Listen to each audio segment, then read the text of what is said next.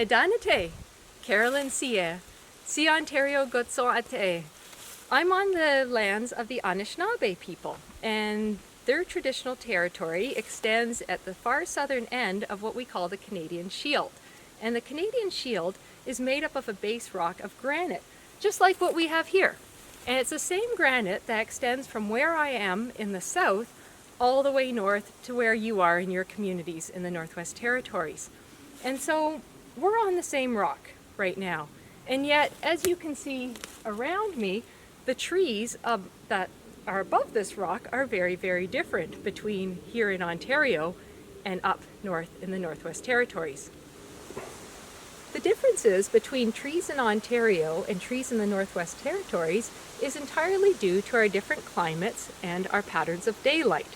So here in Ontario, we have fairly warm temperatures, we have quite a bit of rain, and we get very long summer growing seasons. And that same amount of temperature, high temperatures and wetness and time also means that when a tree in a forest here dies and falls to the ground, it decomposes a lot faster into nutrients and turning into soil. So here we have trees breaking down, the leaf litter breaking down, and below that, the rich, healthy soils that will help future trees here grow big and tall and with thick trunks. Whereas in the Northwest Territories, you have colder temperatures, you have drier conditions, and your summers are very, very short. So trees where you are take a long time to grow. They grow very, very slowly. And so their trunks are smaller and they don't get as tall as the trees here in Ontario. Here where I live, the trees are mostly deciduous. And what that means is that these are trees that lose their leaves in the winter. Some deciduous trees that you might be familiar with from the Northwest Territories are species like poplar and birch. And around here, we have many different species of deciduous trees. Behind me are some sugar maples that are really well known. They're only found around my part of the world, but many people come to visit to see all the colorful leaves that they drop in the fall.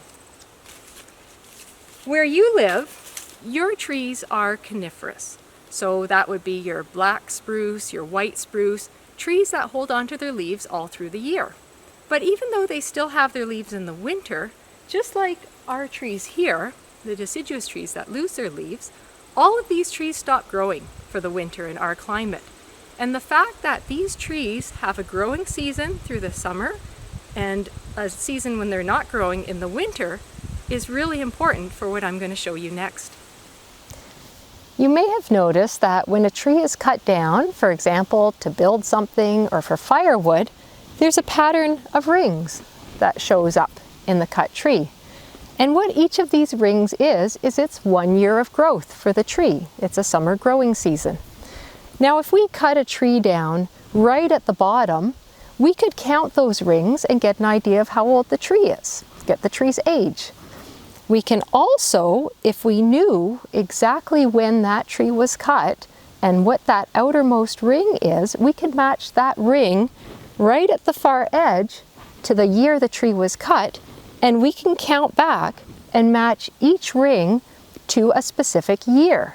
And that's a really powerful thing that we can do. For example, if there are patterns in the rings where some rings are very, very narrow, they're very thin, that would mean that in that year, the growing conditions weren't very good. So maybe it was a very cold year, or it was very, very dry, and the tree didn't put on a lot of growth. If there are some really, really wide rings, that would mean the opposite, that it was a really good growing season, temperatures were mild or warm, and there was enough moisture, rain for the tree, and it grew quite a bit. And what we can do is we can match those patterns of very wide rings and very narrow rings and figure out what the climate was like over the lifetime of the tree. People can learn a lot from the stories in the tree rings. Trees live a long time and they hold a knowledge of the past. I'm a scientist who studies the rings of trees to understand climate change. But fortunately, I don't need to cut trees down to see their rings. Let me show you what I do.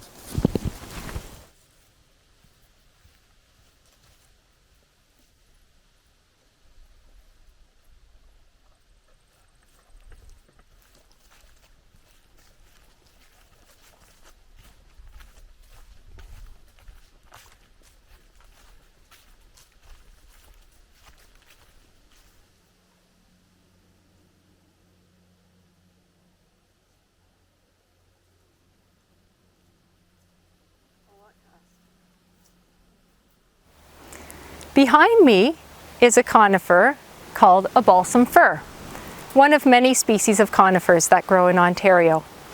And how old do you think this tree is?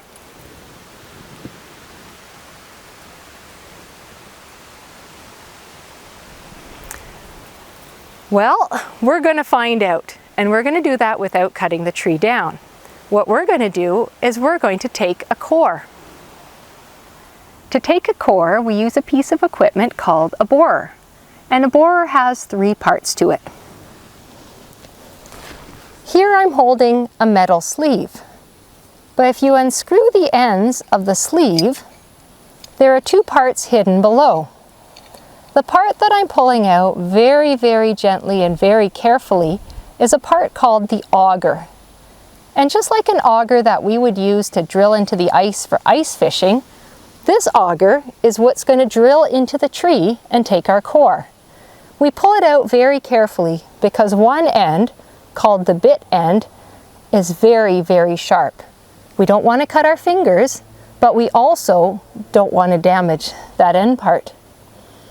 Hidden within the auger is a piece called the spoon. I'll pull the spoon out, and I'm just going to gently set my auger down on the moss here. And the spoon has a little bit of a dip in the center, and it has some teeth on the edge. And the spoon is what is going to pull the sample of our core out from the auger after we've drilled in. Now we don't need the spoon for now, so I'm just going to set it down. Then what you do is you take the auger, and the sleeve now becomes a handle. So this part opens like that, and we fit this piece in, close up, and now we have the tool that we're going to use to drill into the tree.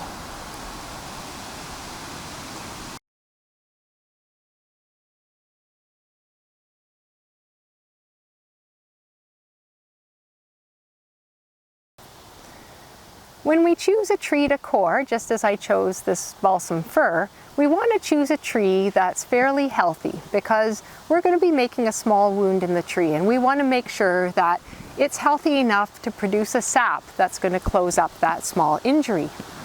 And every culture, different people have their ways of thanking the land for what they're going to take from it. I understand the Dene people, you sprinkle tobacco on the land as thanks for any trees that you may cut or anything you may use from the land. For me, when I take a core from the tree or when I cut a tree for firewood, I always feel best thanking the tree and telling it what it's going to be used for and why I'm doing what I'm doing.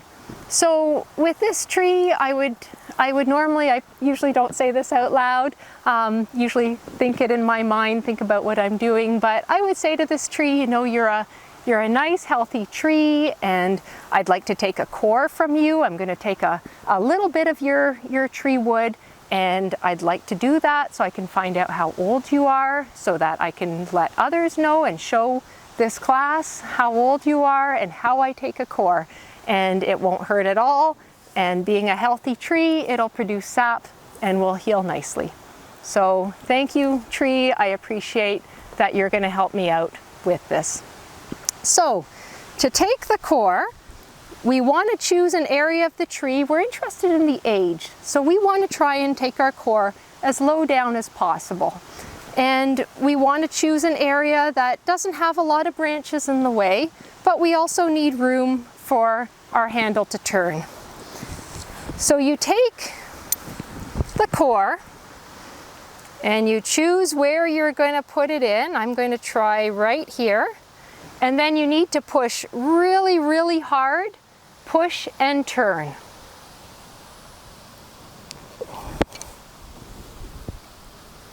And you want to try and keep your auger nice and horizontal, nice and straight. Push and turn. And the good thing about coniferous trees is that they're fairly soft wood. So here we go, pushing and turning.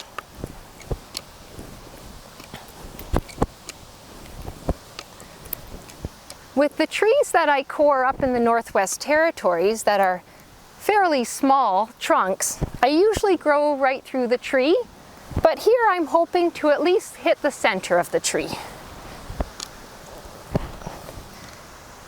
And we can see how far we've gotten in by holding up our spoon against the side of the tree, and it looks like we're almost about halfway. Let's give it a couple more turns. There we go. So now what we do is we take our spoon, we put it in upside down, and we push it in. Push it all the way in. There we go. We give the bore a turn in the opposite direction, and then we pull our spoon out.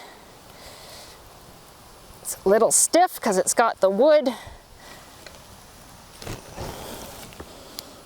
Oh, there we go. And we take it out very carefully. Here we go, look at this.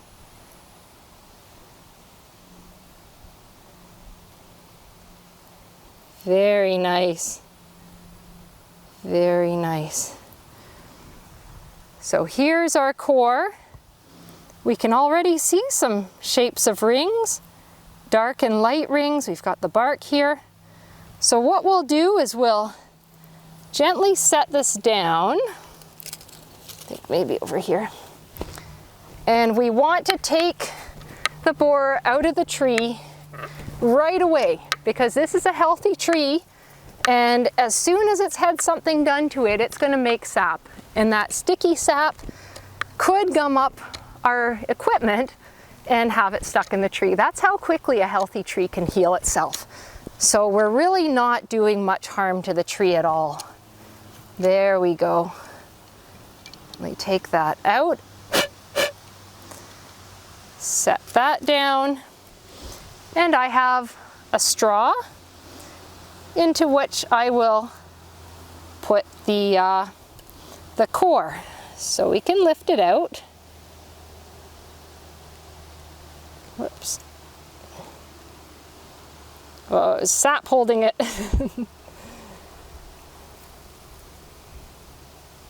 This bit here you might have to warp speed. There we go. And we'll stick our sample into the straw where we can tape it up and bring it home for safekeeping. Set that there, and we'll reassemble our equipment.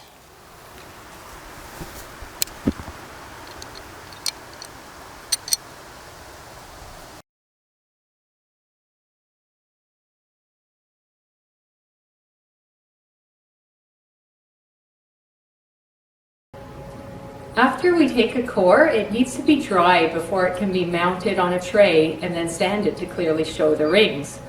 With some species, the rings do show up a little bit on the core, but they're never very clear. But once the tasks of mounting the core are done, then we can count the rings, and that's how we estimate the age of the tree. Merci! I look forward to visiting your class and working on some finished tree cores with you and learning about trees, your trees. So until then, Netsiyason.